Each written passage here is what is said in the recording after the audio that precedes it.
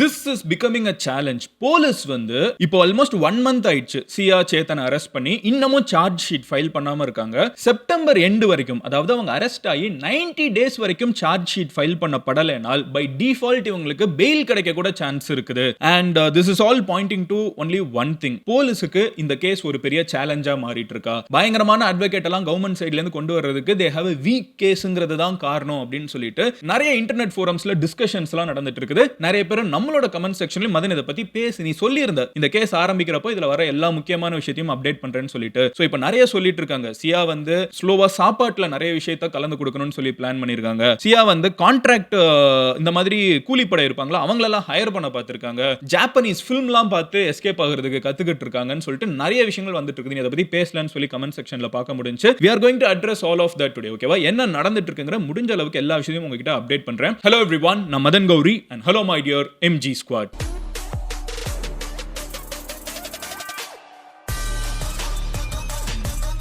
So இந்த கேஸை நான் டீட்டெயிலாக ஃபாலோ பண்ணுறேன்னு உங்ககிட்ட ப்ராமிஸ் பண்ணதுக்கும் இப்போவும் இந்த வீடியோஸை கண்டினியூஸாக சொல்கிறதுக்கும் காரணம் என்னன்னு பார்த்தீங்கன்னா, ஒரு விஷயம் நடந்துச்சுன்னா நம்ம அதை அப்போ மட்டும் பேசிட்டு போகிறது நிறைய பேர் பண்ணுறது, அது ஒரு ட்ரெண்டாக மட்டும் பார்த்துட்டு போகிறது நிறைய பேர் பண்ணுற ஒரு விஷயம். நம்மளும் இதுக்கு முன்னாடி அதை பண்ணியிருக்கோம். பட் இனிமேல் அப்படி இல்லாமல் ஒரு கேஸ் ஒன்று நடந்துச்சுன்னா அதை ஃபாலோ பண்ணுவோம். அதுக்கு நடுவில் வீக்ஸ் கேப் இருக்கலாம், மந்த்ஸ் கேப் இருக்கலாம். பட் அது என்ன நடக்குதுங்கிறது கடைசி வரைக்கும் தெரிஞ்சாதான் நம்ம நாட்டில் ஒரு விஷயம் நடந்துச்சுன்னா அது எப்படி கோர்ட் பார்க்குது, ஜுடிஷியரி ப்ராசஸ் என்ன இருக்குதுங்கிறது நம்மளால ஃபுல்லாக புரிஞ்சுக்க முடியும். And it's not just for this. முடிஞ்ச அளவுக்கு இப்போ இந்த சிஜேபியோட ப்ரொடெஸ்டா இருக்கட்டும், இப்போ இதுவா இருக்கட்டும், இந்த மாதிரி எல்லா விஷயத்தையும் we will follow it. நடுவுல எவ்வளவு கேப் இருக்குங்கிறது, ஏன்னா மற்ற விஷயங்கள் பேச வேண்டியது இருக்கும். பட் கண்டினியூஸா ஃபாலோ பண்ணுவோம். இப்போ மெயினா நடந்துட்டு இருக்கிற விஷயம் என்ன அப்படின்னு பாத்தீங்கன்னா, ஜூலை எண்ட் வரைக்கும் வந்து ஜுடிஷியல் கஸ்டடியில வந்து அவங்க வைக்கிறதுக்கான எக்ஸ்டென்ஷன் நடந்திருக்குது. ஸோ இப்போ அவங்க இன்னும் ஜெயில தான் இருந்துட்டு இருக்காங்க. ஓகேவா? ஸோ ஜூலை எண்ட் வரைக்கும் அவங்களுக்கு இருக்குது. மேபி அதுக்கப்புறம் கோர்ட்டுக்கு போய் மறுபடியும் எக்ஸ்டெண்ட் பண்ணுவாங்க. இது வந்து ஒரு முக்கியமான பெரிய கேஸுங்கிறதுனால இந்த எக்ஸ்டென்ஷன் அவங்களுக்கு கிடைக்கிறதுக்கும் சான்ஸ் இருக்குது. ஸோ அவங்க ஜெயிலுக்குள்ள இருக்கிறது கண்டினியூ ஆகும் at least until the end of September. ஆனா செப்டம்பர்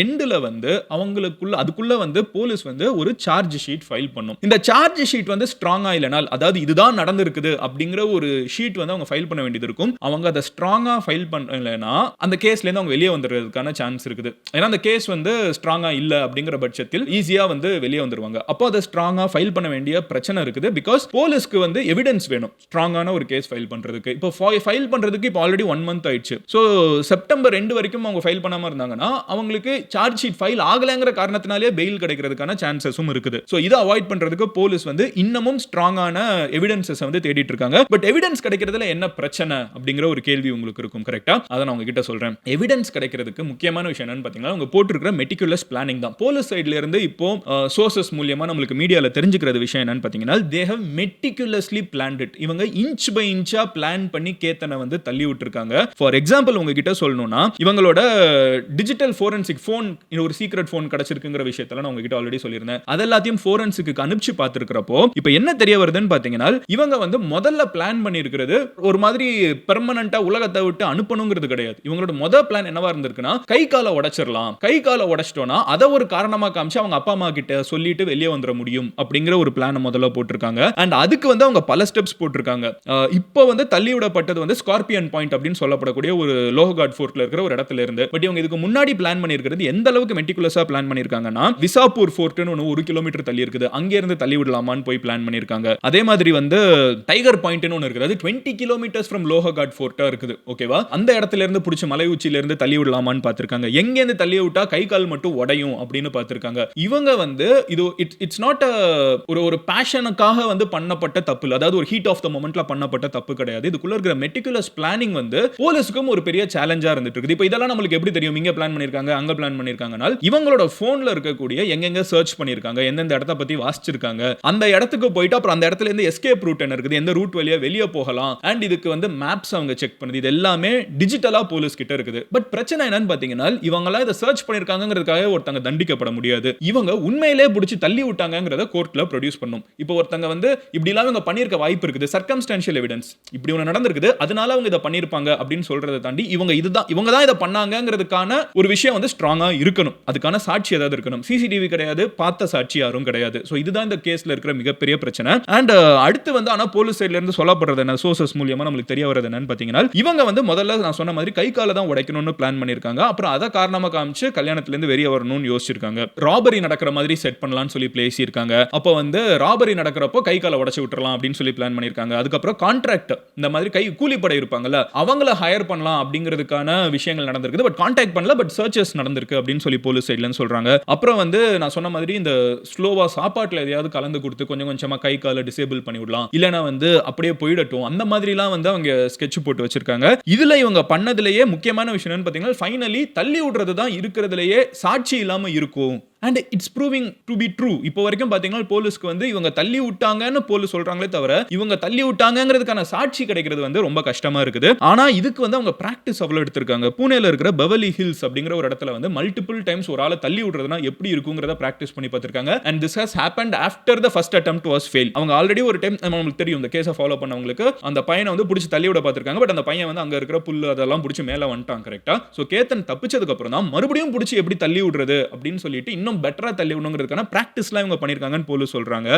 இவ்ளோ போலீஸ் சொன்னாலும் அதுக்கான சாட்சிகள்ங்கிறது போலீஸ் கிட்ட, ஏன்னா இப்படி சர்ச் பண்ணிருக்காங்கன்னா இதுதான் நடந்திருக்கும், இப்படி இவங்க சொல்லிருக்காங்கன்னா இதான் நடந்திருக்கும்னு போலீஸ் சொல்றாங்களே தவிர இதுதான் பண்ணிருக்காங்கங்கிறதுக்கான ப்ரூஃப் வந்து போலீஸ் கிட்ட இல்ல. சோ டிஃபென்ஸ் வந்து என்ன ரிலை பண்றாங்கன்னு பாத்தீங்கன்னா, அவங்களோட இன்டர்வியூஸ் டிஃபென்ஸ் அட்வொகேட்ஸ், அதாவது சியா சேத்தனோட அட்வொகேட்ஸ் வந்து என்ன மறுபடியும் சொல்றாங்கன்னா, போலீஸ் கிட்ட சாட்சி கிடையாது, this is a weak case அப்படிங்கிற ஒரு விஷயம் சொல்றாங்க. அவங்களுக்கு வந்து ரீசன்ட் டைம்ஸ்ல ஒரு வின் கோர்ட்ல கிடைச்சிருக்குது, ஒரு சின்ன வின். என்ன அப்படின்னு பாத்தீங்கன்னா, இது வந்து பெரிய வின் கிடையாது, பட் ஒரு சின்ன வின், பட் ஒரு சிக்னிஃபிகன்ட்டான ஒரு விஷயம் என்னன்னா, சேத்தன் வந்து எஃப்ஐஆர் ஃபைல் பண்றதுக்கு 24 ஹவர்ஸ்க்கு முன்னாடியே வந்து 12 ஹவர்ஸோ 24 ஹவர்ஸோ முன்னாடியே வந்து ஸ்டேஷனுக்கு கொண்டு வரப்பட்டிருக்காங்க. அப்போ அவங்களோட ஆர்குமெண்ட் என்னவா இருக்க வாய்ப்பு இருக்குன்னு இத சொல்லியிருக்காங்க. இத சொன்னதுக்கு சிசிடிவி ப்ரூஃப் இருக்குது, போலீஸ் ஸ்டேஷன்ல இருக்கிற சிசிடிவி வந்து பிரிசர்வ் பண்ணி வைங்க, அதை காலி பண்ணிடுச்சு அப்புறம் டெலிட் ஆயிடுச்சுன்னு சொல்லக்கூடாது, இதுதான் உண்மையான விஷயம். அவங்க மேல எஃப்ஐஆர் போடுறதுக்கு முன்னாடியே போலீஸ் கூப்பிட்டு வந்துட்டாங்க ஸ்டேஷன்ல வச்சு. ஒரு 12 மணி நேரத்துக்கு அப்ப கேட்டது எதுவும் செல்லாது, சேத்தன் சொன்னதும் வந்து பெருசா எடுத்துக்க முடியாது. அப்புறம் போலீஸ் வந்து முதல்லயே முடிவு பண்ணிட்டாங்க இவன் தான் தப்பு பண்ணிட்டான்னு. அதுக்கப்புறம் தான் எஃப்ஐஆரே போட்டிருக்காங்க. அப்ப எஃப்ஐஆர் போட்டு அவங்க வந்து தேடி இன்வெஸ்டிகேட் பண்ணல, இவங்க முதல்லயே முடிவு பண்ணதுக்கு அப்புறம் தான் கேஸே போட்டிருக்காங்க. அப்போ இது வந்து ஒரு ப்ரீஜுடிஸ், முதல்லயே வந்து இவங்க ஒரு முடிவு எடுத்திருக்காங்க அப்படிங்கிற ஒரு ஆர்குமெண்ட்டையும் டிஃபென்ஸ் சைடுல இருந்து வைக்க வாய்ப்பு இருக்குது. அண்ட் கோர்ட் வந்து இதை கேட்டுட்டு ஓகே அந்த சிசிடிவியை பிரிசர்வ் பண்ணுங்க, ஓகே சிசிடிவி ஃபுட்டேஜை பத்திரமா வைங்கன்னு சொல்லியிருக்காங்க. ஏன்னா ஜெனரலா ஒரு 1 month 45 days இந்த மாதிரி டைத்துல சிசிடிவி ஆட்டோமேட்டிக்கா டெலிட் ஆகும், டெலிட் ஆகக்கூடாது, அதை பிரிசர்வ் பண்ணுங்கன்னு சொல்லி போலீஸ்க்கு வந்து நம்ம ஜட்ஜ் வந்து சொல்லியிருக்கிறது இவங்களுக்கு கிடைச்ச ஒரு டிஃபென்ஸ் சைடு கிடைச்ச ஒரு வின்னா நம்ம பார்க்கலாம். அண்ட் போலீஸ் வந்து ஆனா சும்மா இல்ல, ஸ்ட்ராங் கேஸை பில்ட் பண்ணி இவங்களுக்கு ஆல்ரெடி கல்யாணம் ஆயிருக்குங்கிற ஒரு விஷயம் சொன்னாங்க. பட் பிரச்சனை என்னன்னு பாத்தீங்கன்னா, கல்யாணம் ஆயிருக்குங்கிறத அவங்க ஸ்ட்ராங்கா மீடியால எல்லா இடத்துலயும் பேசினாலும் இது வரைக்கும் போலீஸ்னால உங்களுக்கு கல்யாணம் ஆயிருக்குங்கிறத ப்ரூவ் பண்ண முடியல. ரெஜிஸ்டர் ஆஃபீஸ் ஃப்ரெண்ட்ஸ் சைன் பண்ணிருக்காங்க, இன்ஸ்டாகிராம்ல பிரைவேட் அக்கவுண்ட்ல போட்டோஸ் இருந்துச்சு, இது எல்லாமே சோர்சஸ் மூலமா போலீஸ் மீடியாக்கு கொடுத்திருக்காங்க. பட் இது வரைக்கும் அதுக்கான சாலிடான ப்ரூஃப் எதுவும் எடுக்க முடியல. இப்போ என்ன நடந்துட்டு இருக்குன்னு கேட்டா, போலீஸ் வந்து இன்ஸ்டாகிராம் மெட்டா கிட்ட பேசி அவங்க வந்து ஒரு பிரைவேட் அக்கவுண்ட் வச்சிருந்தாங்க இன்ஸ்டாகிராம்ல, அதுல சியாவும் இந்த சேத்தன்கிற பையனும் வந்து கல்யாணம் ஆன மாதிரி கார்லண்ட்லாம் போட்ட மாதிரி போட்டோஸ் இருக்குது, அதை ரிட்ரைவ் பண்ண பார்த்துட்டு இருக்கோம், அதை அவங்க டெலிட் பண்ணிட்டாங்கன்னு சொல்லி போலீஸ் சைடுல சொல்லப்படுது. எந்த அளவுக்கான போலீஸ் போயிருக்காங்கன்னு பாத்தீங்கன்னா, ராஜஸ்தான்ல இருக்கக்கூடிய காட்டு ஷியாம் அப்படின்னு சொல்லக்கூடிய ஒரு கோவில் இருக்கான், அந்த கோவில்ல அவங்க கல்யாணம் பண்ணிருக்காங்களா அப்படின்னு பாக்குறதுக்கு அவங்க அங்க கிளம்பி போயிருக்காங்க. பட் அங்க வந்து சிசிடிவி ஃபுட்டேஜ் இல்ல அப்படின்னு சொல்லி தெரிய வந்திருக்குது. பட் இவங்க அந்த கோவில்ல கல்யாணம் பண்ணிருக்கலாம், ரெஜிஸ்டர் ஆபீஸ்ல கல்யாணம் பண்ணிக்கலாம் அப்படின்னு சொல்லிட்டு நிறைய தியரிஸா போலீஸ் வந்து முதல்ல சொன்ன ஒன்னு வந்து இப்ப மல்டிபிள் தியரிஸா மாறுதே தவிர ப்ரூஃப்ங்கிறது கம்மியாயிட்டு இருக்குது. இதுக்கு நடுவுல பாத்தீங்கன்னா சியாவும் கேத்தனுக்கும் நடந்த அந்த மேரேஜ் அப்போ இருந்த ஒரு வீடியோ இருக்குல்ல, அது வந்து ஒரு சைடு வைரல் ஆயிட்டு இருக்குது.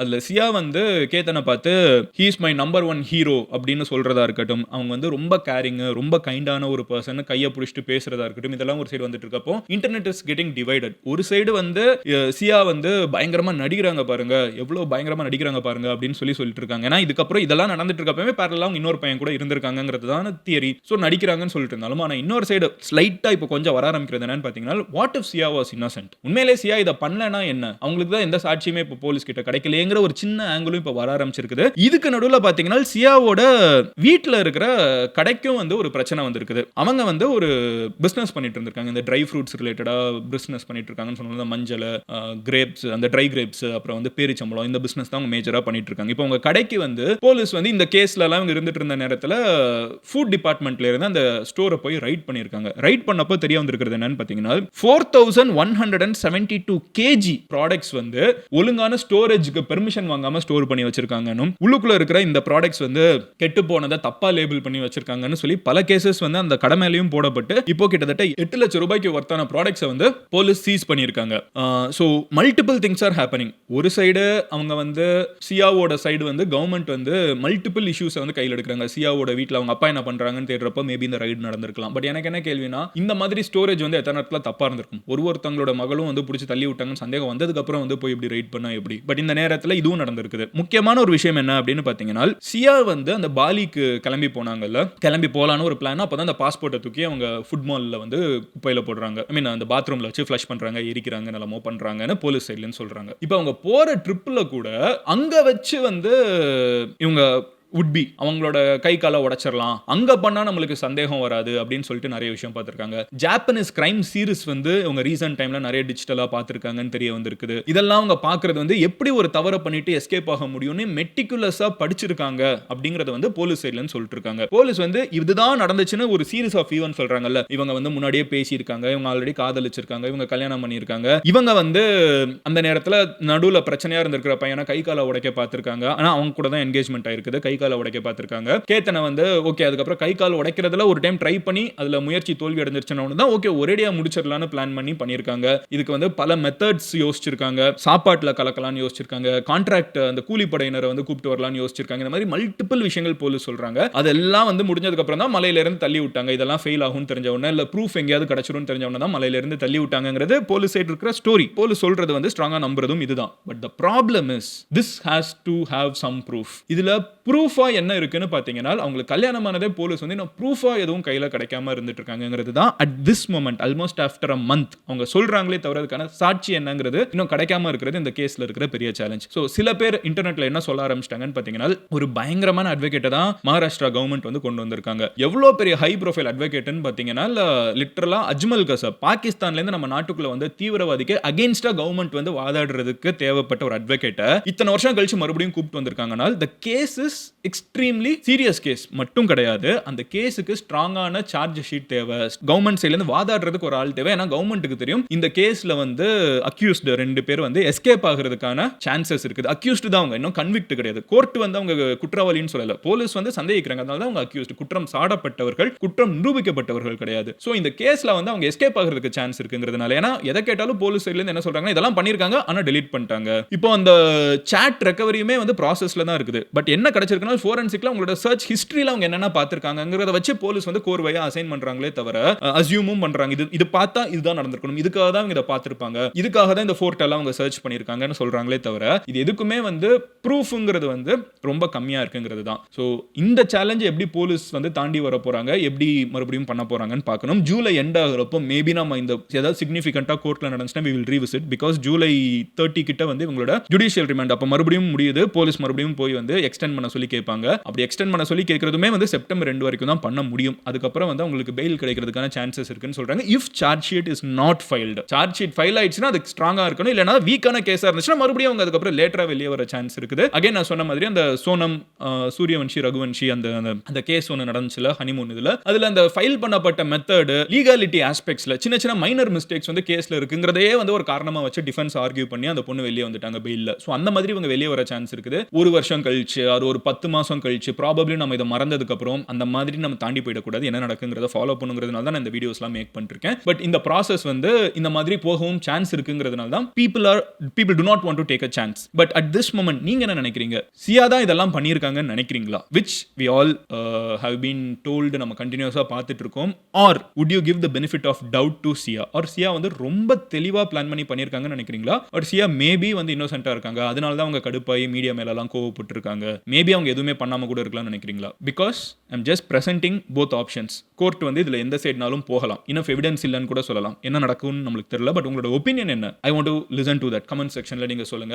நாளைக்கு உங்களோட ஒரு வீடியோல பார்க்குறேன். உங்க ஃப்ரெண்ட்ஸ் யாராவது இந்த கேஸை ஃபாலோ பண்ணிருக்காங்கன்னா அவங்க கிட்ட ஷேர் பண்ணுங்க. எனக்கு ஒரு விஷயம் நான் வந்து சும்மா ஃபன்னா ஒன்று சொல்றேன். இப்போ இந்த கேஸ்லயே உங்க வந்து இவ்வளவு இன்வெஸ்டிகேஷன் இருக்குது நம்மளுக்கு தெரியும். எனக்கு அப்பப்போ தோணும், தெரியாம யாராவது எஸ்கேப் ஆயிருந்தாங்கன்னா, இப்போ உண்மையிலே ஒருத்தங்க ப்ராப்பரா பிளான் பண்ணி இப்படி ஒருத்தங்களை பிடிச்சி தள்ளி விட்டுருது, எத்தனை பேர் வந்து மாட்டாமலே வெளியே இந்நேரம் நிம்மதியா சுத்திட்டு இருந்திருப்பாங்கன்னு எனக்கு தோணுது. இந்த அளவுக்கு ஒருத்தங்க பிளான் பண்ணுவாங்கன்னு யோசிக்கிறது 20, 22 வயசுல இந்த அளவுக்கு மெட்டிகுலஸா பிளான் பண்ணி ஒருத்தங்கள வந்து முடிச்சு வைக்க முடியுமான்னு எனக்கு யோசிக்கிறப்போ, இதுல வேற யாராவது பெட்டரா பிளான் பண்ணி இப்ப இவங்க மாட்டிக்கிட்டாங்க. போலீஸ்ல இருக்காங்க எல்லாம் சரி. ஆனா ப்ரூவ் பண்ண முடியலையே தவிர, இப்போ ஒருத்தங்க இன்னும் பிளான் பண்ணி மாட்டாம கூட இருக்க வாய்ப்பு இருக்குல்ல சொசைட்டிக்குள்ள. உண்மையிலேயே எனக்கு வந்து அந்த மாதிரி யாராவது இருந்திருப்பாங்களான்னு எனக்கு யோசிக்க தோணுது. But anyway I will see you tomorrow. And நீங்க என்ன பர்சனலா ஃபாலோ பண்ணணும்னு நினைச்சீங்கன்னா எந்த சோஷியல் மீடியாலனாலும் மதன் கௌரின்னு சொல்லி சர்ச் பண்ணுங்க. You should be able to find my profile. அதுக்கான லிங்க்ஸ் வந்து கமெண்ட்லயும் டிஸ்கிரிப்ஷன்லயும் இருக்கும். Love you all, take care, by.